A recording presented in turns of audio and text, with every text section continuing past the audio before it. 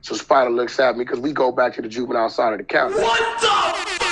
You are now in the Black Box. Whoa. With Spider Loke, Most Easty, a.k.a. BJ Keyway, and the Google Gang. Let's go! Listen. Cheetah. Gratitude is the attitude. Show is a blessing. To be back in the Black Box. Black Box. Relax, roll up as we randomly react to content in these YouTube streets. Yeah. It's time for R&R. Nightwood Net Hustle. Big shout out to my SPI, Spotter Low. You know I'm in the Black Box. Had to come through, tap in, show love one time. Yeah, y'all make sure y'all subscribe. Stay tuned. All that. Constant, consistent, continuous content creation campaign continues. Y'all seen the title. Got the legendary Loke on the menu. With no further ado, I'm finna get my face about the way. It's documentary style. Let's see what they say Lil Fee has been up to. He told somebody he wasn't scared to die. Hours later, folks were bleeding out on the floor, and a quiet family home in South Central looked like a war zone. The shooter didn't run far. In fact, he barely left the block. But that wasn't the first body he caught, and it wouldn't be the last headline with his name on it. And it didn't start with gunfire or prison beefs. It started with a kid who had options and still chose the streets. Now ask yourself, what makes someone trade a college fund for a death sentence? Let's rewind. Tiequon Cox was born December 1st, 1965 in Los Angeles. But his upbringing wasn't the kind of rough and dirty survival story folks like to slap on gang members. That part came later. The truth? Lil Fee had a roof, structure, and even a shot at a different life. He was raised mostly by his great-grandmother in South Central. She wasn't just holding things down, she was the backbone, former actress, property owner. She kept the lights on, kept the fridge full, and even stashed a $10,000 treasury bond for his college fund. Cox had a bike, roller skates, played Little League, and was in the Boy Scouts. That part of the story don't fit the usual script. But sometimes it's not about the lack of options. It's about what you chase. His mom struggled with alcoholism and did time for a bank robbery. Pops, never really in the picture. Tiequon only saw him a handful of times. So while the house was clean and safe, the streets outside were loud, unpredictable, and waiting. The rules at home were tight. His great-grandmother barely let him off the porch, but all that structure, it didn't stop the itch. By 13, he ran away. Said the rules were too much. That's when the streets got their hands on him for real. In middle school, he started repping gang colors. He wasn't starving. He wasn't desperate. He just wanted that name, that clout, that fear. He'd rob kids for pocket change, beat a dude with a broomstick over 60 cents. Another time, he dropped a kid just to steal a dime. By 15, he pulled a full-blown carjacking, kicked a woman out her ride with her dog still in the back seat, and took off. LAPD chased him 25 miles before he crashed into a light pole. They found a loaded .32 in the whip. That got him 2.5 years in CYA. He came out in March 1984. That was his so-called second chance. But within 6 months, he'd be tied to one of the coldest mass murders in LA history. Coming out the California Youth Authority in '84, he went right back to South Central. And if he ever planned to lay low, that idea disappeared fast. The only people really waiting for him, the homies. He locked back in with the rolling 60s neighborhood Crips. Not just any set. This was one of the biggest, deepest, and most feared crews in the whole city. Their turf stretched across western South Central, Western Ave to the Fox Hills Mall, Slauson to Florence. By then, gangbanging in LA had leveled up. It wasn't just turf beefs and back alley squabbles anymore. Crack had changed the game. The rolling 60s were knee-deep in it, stacking money from rock houses and gearing up with military-grade weapons, 357S, Uzis, M16S. You weren't just a banger now, you were a soldier. Lil Fee was short, but his rep was loud. Folks say he was hungry for status, trigger happy, always ready to prove something. Cops later said dudes like him represented a new generation of Crips. Younger, wilder, no codes, no fear. The OGs used to follow a kind of structure, as twisted as it was. Lil Fee's crowd, they were about one thing: fame through violence. Get your name in the hood, be known, be feared, period. At just 18, Cox was already on parole for a firearm charge. That didn't slow nothing down. If anything, it added to the story. That young Crip from the 60s set, already caught cases, already packing heat, already making moves. People didn't see him as some lost kid. They saw a foot soldier willing to go all the way. And the crazy part? The worst was still coming. Friday morning, August 31st, 1984, a yellow house on 59th Street near Western Avenue in South Central LA was just starting to wake up. Inside was Ibra Alexander, 59 years old, drinking coffee in her kitchen. With her were her daughter, Dietra, grandsons Damon Bonner and Damani Garner Alexander, and two other young boys, Neil and Ivan. They weren't involved in no street mess. They weren't gangbangers or hustlers. This was a black family trying to live right. Churchgoers, known in the community, no warnings, no beef, just a quiet house starting a regular day. At around 7:30 a.m., two men walked up to that house with guns. One of them was Tiequon Lil Fee Cox. The other, Darren Charles Williams, a 24-year-old known Rolling 60s member who went by C-Dub. They walked in without hesitation, and what happened next was straight execution. Ibora was shot multiple times right there in the kitchen. Dietra, her daughter, just 24 years old and living with cerebral palsy, was shot 3 times while sitting up in bed. The boys, Damon was 6, Damani 12, both shot in their beds. There was no struggle, no theft, no words exchanged, just pure destruction. 2 others survived. Neil, Ebora's son, woke up to the shots.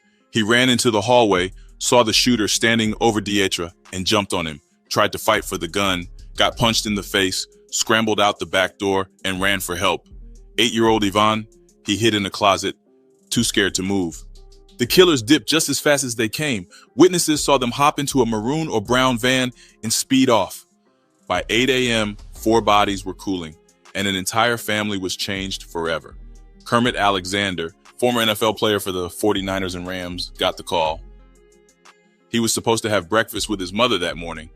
He overslept, and that's the only reason he wasn't there. The city was stunned. Folks didn't know what to make of it. There was no known connection to gangs. Nothing was taken. It wasn't even the wrong time of day. It just didn't make sense. But the answer? It was worse than senseless. This wasn't a random act of violence. It was a mistake, the worst kind. As police started digging, the picture got uglier. Turns out the shooters were on a mission. They just hit the wrong door. The target was supposed to be a young paraplegic woman who lived 2 houses down. She had been shot in a nightclub a while back and filed a lawsuit against the club owner. Word on the street, someone connected to the club wanted her gone. No lawsuit, no payout. So a hit was set up, price tag anywhere between $50,000 to $60,000, depending on who you asked later. Only problem, Tiequon Cox. He must have been trying to take the whole club. She was trying to run him for some tickets. And Darren Williams got the address wrong, might have confused 59th Street with 59th Place, or maybe just misread the number altogether. Either way, they went into the Alexander home instead. There was no wheelchair there, no disabled woman, just a mother, a daughter, and 2 sleeping kids. But that didn't stop them. Some accounts say the plan came from Williams. Supposedly, he got sold fake cocaine by a dealer and wanted revenge. The woman he was targeting was connected to that scene. Either way, they weren't supposed to be in that house. According to trial testimony later, Cox didn't even flinch. After he killed Ibora and Dietra, he paused, reloaded, and shot the boys last to erase all witnesses. Let that sink in. 4 people gone. And the shooters didn't even realize until after that they had the wrong house. And it wasn't just Cox and Williams on that mission. Lisa Brown and Ida Moore were in the mix too. Brown was in the front passenger seat. Moore was the driver. Moore would later tell investigators she saw Williams with a pistol and Cox with a rifle wrapped in a jacket. As soon as they got back in the van, she knew it wasn't just a collection run. Williams jumped in first, yelling to go. Cox came right after, calm, no rush, no panic. Just said, "I just blew the bitch's head off. Drive." They left the scene, went to a club on Vermont Avenue, same club that was tied to the shooting victim. Word is, that's where the money was supposed to be exchanged. Whether they got paid that day or not, ain't clear. But Cox didn't wait long to start spending.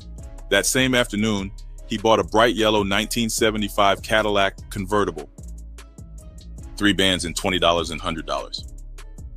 Williams followed up the next day with a down payment on a new Datsun 280Z, $1,500, all cash. It didn't look like remorse. It looked like reward. By now, cops were scrambling. The neighborhood was shocked. No one could explain why a family with no street ties got wiped out in cold blood. It wasn't until almost a month later that they got their first real lead. And that came from a random bust on a rolling 60s trap house. Not even for the murder, just a routine narcotics raid. That's when the name Lil Fee first landed on a detective's radar. And once it did, the whole story started coming together. Detectives were stuck. The scene on 59th had been wild, but there wasn't much left to work with. 4 people murdered execution style. No witnesses who saw the shooting up close, no suspects, and no motive that made any sense at first. Detective David Cruz from the LAPD caught the case. He started with the basics: door knocks, canvassing, checking nearby houses, but people were scared. South Central wasn't a place where folks talked easy, especially when it came to something this serious. It was like the neighborhood went quiet overnight. The first real tip came from someone who saw the van, a brown or maroon Chevy. But that didn't get them far. There were hundreds of those around LA and no license plate number. So Cruz and his team looked at ballistics, the type of gun used, a .30 caliber M1 carbine, not your average pistol. That told them the shooter came prepared. This wasn't a heat of the moment situation, but the case was cooling and fast.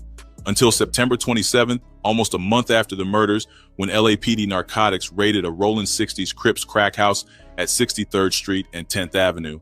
Inside, they found a 17-year-old gang member named James Kennedy. Kennedy had an M1 carbine on him. That got detectives' attention real quick. They ran the gun, ballistics came back. The weapon matched shell casings found inside the Alexander home. This was the murder weapon. Kennedy? He folded under pressure. He said, "It ain't mine. That gun belongs to Lil Fee." That name hadn't come up yet. But when they ran it, they Wow, that's crazy. found out something wild. Tiequon Cox was already in custody. He had been picked up earlier in September after getting caught with a loaded gun during a traffic stop, not even related to the murders. The arrest had violated his parole. That meant he was just sitting in LA County Jail. Detectives pulled his prints. One palm print matched the trunk inside the bedroom where Deatra was shot. That wasn't something you could explain away. Now they had the gun, the fingerprint, and a witness connecting Cox to the weapon. Detective Cruz went to the jail to let Cox know he was being rebooked for 4 counts of murder. Cox didn't say much. He just told the detective, "You're crazy. I didn't kill nobody." But the streets were already whispering, and the name Lil Fee was getting loud. The cops knew there had to be more people involved. At least one other shooter had been seen, and someone had to drive the van. That's when more names started popping up. Once Tiequon Cox was in the frame, it didn't take long for the rest to follow. On October 25th, 1984, about a month after Cox's arrest, another name surfaced: Horace Edwin Burns, known on the streets as Horse. The story came from a woman named Linda Lewis. She lived across from James Kennedy, the same kid who gave up the rifle. On the night Cox's arraignment hit the news, Burns came by her house, drunk, smiling. He asked to watch the 11 o'clock news, and when the story on Cox came up, he said something that made her stomach turn. "I was there. He got caught, not me. I ain't leave no prints." To Burns, the whole thing was a joke. He even called it a historic event. Lewis knew what that meant. She decided to go to the police. Cassandra Haynes backed it up. She told investigators Burns had bragged about how Cox went wild inside the house, emptied the gun, and they got the wrong address. That got Burns picked up real quick. Now the task was to find out who else played a part. The van hadn't driven itself, and the shooters didn't teleport. A tip in early 1985 gave cops the final pieces.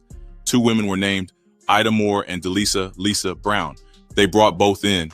Under questioning, the women broke. They admitted they were in the van that morning, but claimed they didn't know it was going to be a hit. Moore said she drove because Williams asked for a ride. She had no idea people were about to get murdered.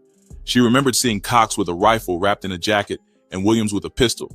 Brown said the same. She was just along for the ride, but she remembered clearly what happened after the shooting. Williams ran back to the van first, out of breath. Cox followed, calm. He said, "I just blew the bitch's head off. Let's go." They drove straight to the Vermont Club. According to testimony, that was the same spot the disabled woman had been shot months earlier, the one who filed the lawsuit. That's where Cox and Williams thought they'd collect the money. Police were piecing the motive together now. Either it was a gang retaliation or a murder for hire to stop a lawsuit. Both theories lined up with what the suspects were saying. But the van ride said the most. After they left the Vermont Club, the group made a few stops. Cox bought a Cadillac, yellow 1975, flashy. He paid $3,000 in cash. Brown even said she saw him pick up the same rifle later and stash it in the trunk.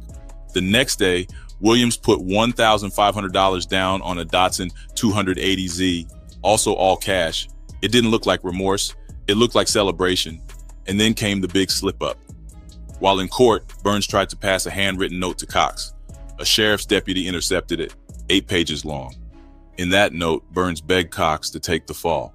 Said his prints were already there, so the case was cooked anyway. Burns thought he still had a chance of walking. He wrote that if Cox would just say Burns wasn't involved, he'd help from the outside, sue the city, split the money, and get back at the witnesses. He even swore on moms that he'd make the witnesses pay for lying on Lil fee.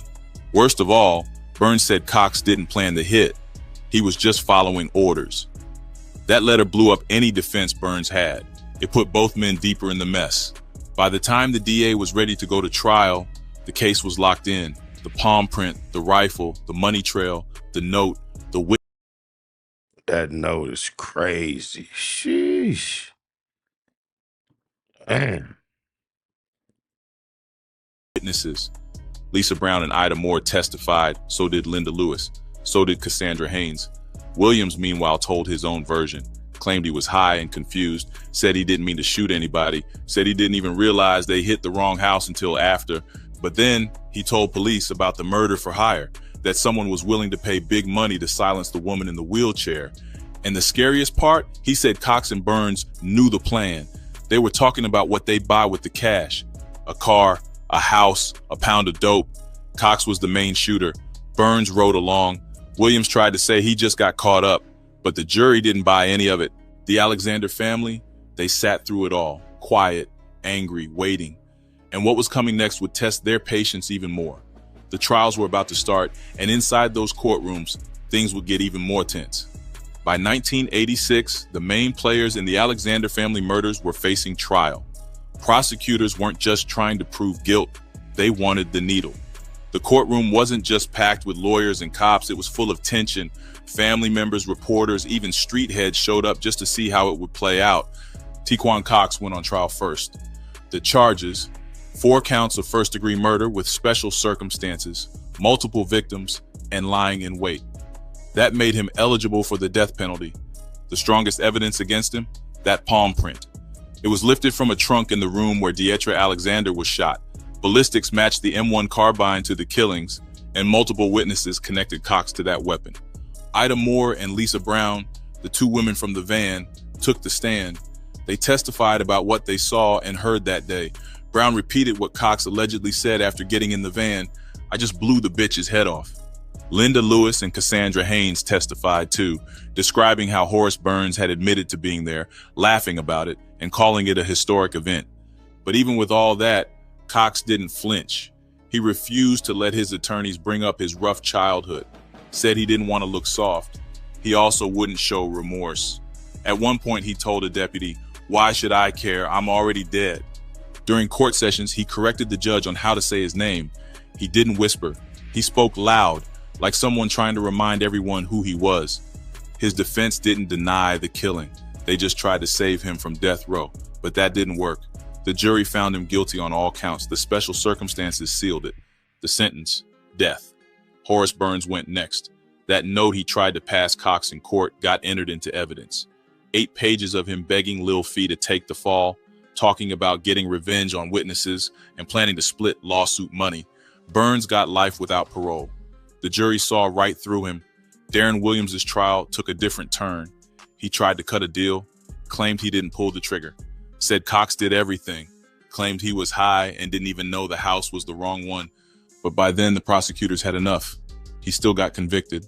4 counts of murder, life sentence. Lisa Brown and Ida Moore were charged too, but as accomplices. They took plea deals and got reduced time in exchange for testimony. And even with the trials over, the heat around Cox was far from done. He was headed to San Quentin's death row, but his name was about to get even louder on the inside. When Tiequon Cox landed on death row in 1986, he didn't change, didn't slow down, didn't lay low. He was still loud, still banging, still playing the tough guy. And on San Quentin's yard, where death row housed some of the most dangerous men in the country, that kind of energy could get you into real trouble. That's crazy. I was 10 years old when he got there, and I raised a son that was just feeding him a few years ago at San Quentin. That's crazy. That's deep. Phew, he been doing time. That's exactly what happened in October 1988. Cox got into it with Stanley Tookie Williams, one of the founders of the CRIPs, and a man with serious weight both in and out of prison. By then, Tookie was trying to reinvent himself. He was in talks with authors, working on anti-gang programs and trying to clean up his image. But behind bars, his status still carried weight. According to prison sources, Tookie had told Cox to stab another inmate, Darren Williams, one of the same co-defendants in the Alexander murders. Cox refused. Instead, he walked up to Tookie during exercise yard time, pulled out a homemade shank, and slashed Tookie across the neck. Correctional officers saw it happen. The weapon was described as an 8-inch piece of sharpened metal. Cox tossed it right after the attack. Tookie survived, but barely. He had to be rushed for emergency treatment and was left with deep wounds across his neck and shoulder. The news spread fast. Outside the walls, it was big. Inside, it was even bigger. A young Crip from the rolling 60s had just attacked one of the original founders of the Crips, right in front of everybody. It shook the whole system. Prison officials placed Cox on grade B status. That meant extreme restrictions. No yard time with others, limited visits, close watch. For years, he stayed on lockdown 23 hours a day. The incident shifted how corrections officers viewed gang politics on death row. If Cox could go at Tookie, then any sense of order was fake. Respect didn't matter anymore. These younger dudes weren't playing by any rules. And that moment would follow Cox for decades. Some started to say he had killed Tookie, even though Williams survived. Others thought he was trying to prove something, that he wasn't scared of anyone, not even the old heads. Whatever the reason, the prison saw him differently from that point on. This wasn't just another young Crip with a murder case. This was a guy who would cut down a legend in broad daylight. And it wouldn't be the last time Cox would cause problems inside those walls. In July 2000, San Quentin locked down hard. Word came out that 3 condemned inmates tried to break out from death row. And one of them, Tiequon Lil Fee Cox. He wasn't alone. Alongside him were Paul Tuilepa and Noel Jackson, both convicted killers. Together, they came up with a wild plan, cut a hole through the chain link fence that separated the death row yard from the rest of the prison. The crew had been housed in the adjustment center, the high security unit where the most disruptive inmates were kept. That's where Cox had been locked since stabbing Tookie. During yard time, while other inmates were busy exercising or walking laps, Cox and the others got to work. They somehow managed to smuggle in wire cutters and made a clean cut at the bottom corner of the fence, just big enough to slip through. They moved fast, heading toward the guard area, not toward any outer walls. That's how prison officials knew. This wasn't an escape. It was a suicide mission. They were planning to attack officers, go out in a blaze. The plan didn't last long. Officers saw them. Alarms sounded. Wooden baton rounds flew. Within minutes, all 3 were down on the concrete. Nobody got hurt, but the aftermath serious. San Quentin reevaluated everything. Security procedures, lockdown drills, surveillance. Cox was thrown back into even tighter restrictions. No more group yards, no movement without cuffs, no trust left. He was already on death row. Now, he was considered one of the highest risk inmates in the state. After the failed escape, Cox faded from headlines but stayed locked in that same 9x4 cell. By 2023, he had spent nearly 40 years on death row. No execution date, just time. California hasn't carried out an execution since 2006, and even though Cox was sentenced to die, the process kept dragging. Appeals, legal blocks, political changes, it all added up to limbo. But Cox didn't disappear completely. He still racked up violations, still stayed on the radar of prison staff. He never renounced his gang ties, never showed remorse publicly, and never stopped being a name with weight inside prison walls. On the outside, the story didn't end either. Kermit Alexander, the NFL player whose mother, sister, and nephews were murdered, became a loud voice in victims' rights circles. He pushed for the death penalty to be carried out, said justice had taken too long. He wrote a memoir called The Valley of the Shadow of Death, detailing his loss, his rage, and his fight for accountability. In it, he mentioned seeing Cox years before the murder, playing youth football. Said he was fast, aggressive, always mad at something. That line stuck, because it showed that Cox wasn't some random villain. He was someone with chances, a bike, a bond, a shot at a different life. And he still chose the street.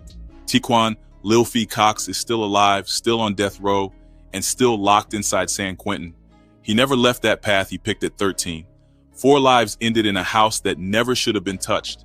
And one man's name went from the block to the news to a death row cell. No legend, no redemption, just a long fade into silence, inside a cage he helped build for himself.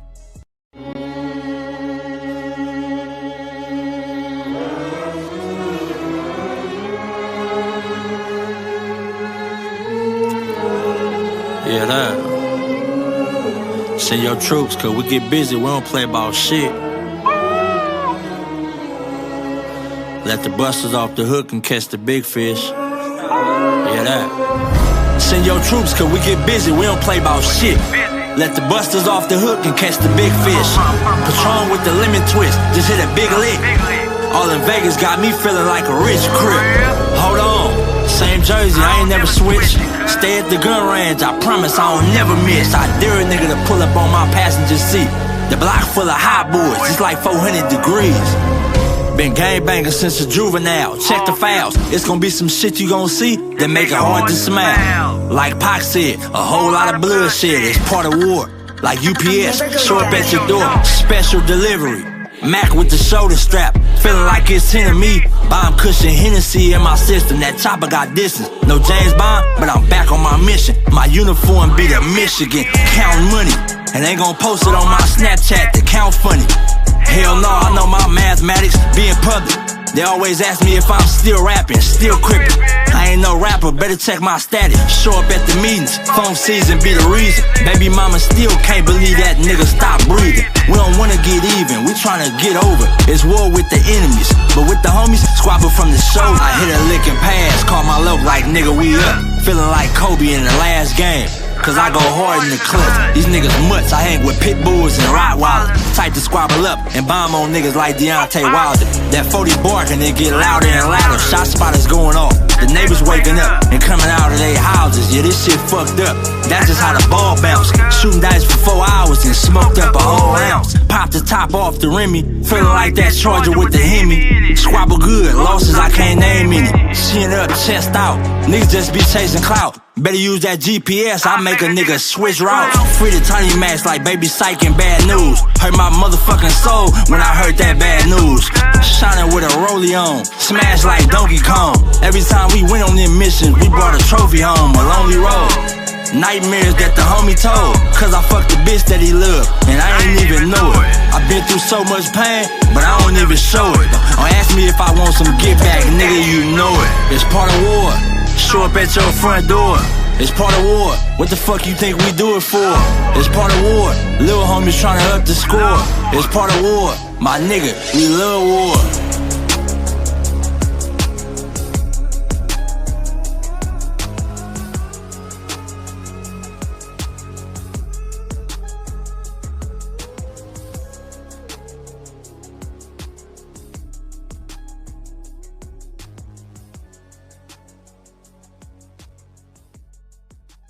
Nigga in that hustle. Big shout out to my nigga SPI, Spotter Low. You know I'm in the black box, had to come through, tap in, show love one time. Yeah, y'all make sure y'all subscribe. Stay tuned, all that. It's the homie cook-up boss, goddammit, Cub Low. And y'all tuning in to the Wake and Bake Show with goddammit the homeboy Spider Low. Here with SPI, the realest nigga in LA. Spider this bitch! My nigga Spider Low. Spider Low, nigga. Spider Low. It's Spider Low. Spider Low. Spider Low. Spider Low.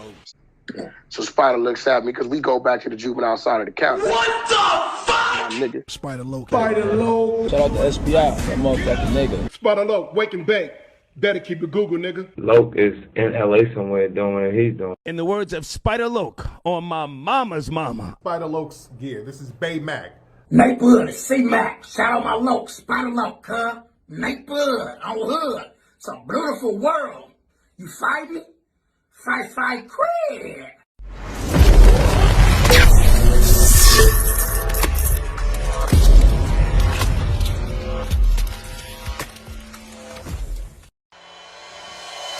Point blank, do no subliminal dissing. When I listen, I can tell you never been on no mission.